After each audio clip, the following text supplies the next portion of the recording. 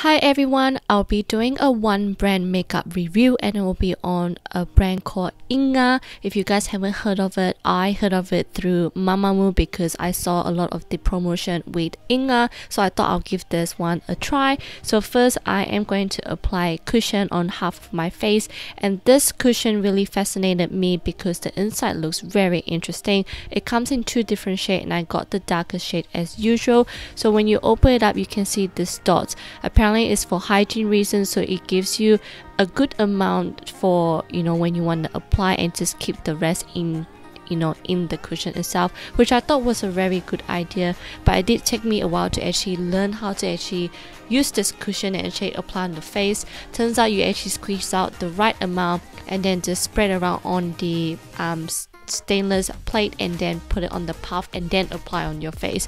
As you can see, it does look a little bit light on me, but it does oxidize just a little bit. I mean, if it has like a little bit darker, I would probably get that one rather than this one, so you could see how shocked I was. But once I apply the rest of my makeup, it doesn't look too bad.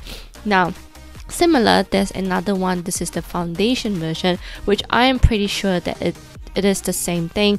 I mean, both of them are like a semi-matte makeup. It gives you a good coverage, not high coverage, it's like low to medium coverage. It does cover up your redness, not so much like acne or any blemishes, but like redness it does cover up. It gives you a very natural and glowy look, definitely, and it feels very soothing on the face because apparently it has like a mint herb ingredient in there to help cool and soothe your skin, which is great because on this particular day I was not feeling well.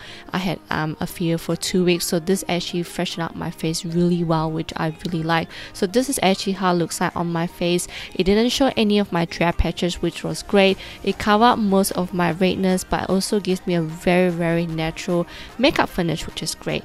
Now next is actually an eyebrow pencil, and this one, it comes in 3 different shades. I got the darker shade in grey brown, so it comes in a spoolie, and on the other side it has this edgy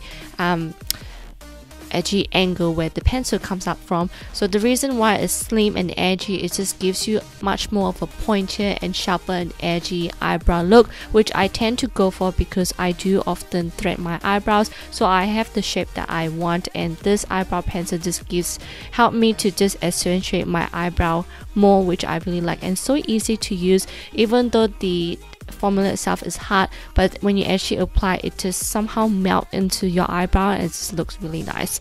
Now next, this is the Inga 2mm tattoo liner. Obviously 2mm is actually very thin. It comes in 2 different shades. I got it in the darkest one, and I find that this one's a little bit hard to use as a liner. It's good to tight line, but I usually tend to use black for tight lining. But to be honest, this is actually very long lasting and it's smudge proof, so that's good. Now this one is a fiber tattoo mascara, so you can see it's a curvy one and it has lots of fiber coming out. I like this one because not only does it sort of lengthen my stubborn eyelashes, it also gives me a lot of volume. I find this more effective when I actually curl and then put the mascara and then curl one more time to actually lengthen more. But you guys know me, I usually put on fake eyelashes, so I don't see it as a problem, if it doesn't really lengthen. But this one particularly, I've been using it quite often now because it does lengthen my eyelashes when I don't wear fake eyelashes. Now this is the semi-matte lipsticks. It comes in 12 shades, but I had to get this shade because I love this pinky warm shade. It is very nice on the lips, but again, this is semi-matte, so for those who have dry lips, definitely put lip balm on first or put lip liner before you actually apply this. Surprisingly, this one actually goes on really well for me. I really like the color. If you guys want me to do more swatches of this, let me know. But this one only lasted for about 4 hours for me, so it's actually not that long lasting. But overall, whole makeup, I'm actually very impressed with it. I actually get a lot of compliments for my complexion for that day because it gives me like a natural glowy look. Even the lipstick, people ask me what lipstick it was, so yeah, definitely happy with this. So this is how it looks like after 4 hours. So I wanted to come in here in this particular video just to give you guys a quick mini review for the foundation and cushion. I've had this on for 9 hours now, so this is how it looks like after 9 hours.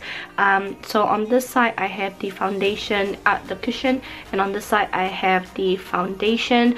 I feel like both of them, the result wise, they're like probably like identical for me. Like both of them, you know, showed a little bit of my dry patches. Both of them, the smile line creases and the frown line creases as well right here.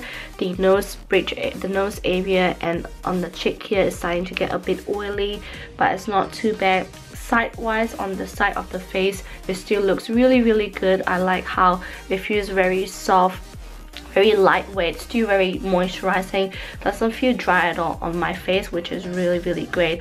I'm actually very impressed with this cushion foundation. So I hope you guys enjoyed this one brand makeup look review. If you guys want me to do any more one brand look, definitely let me know down in the comment box below, and I'll see you guys on my next channel. Bye!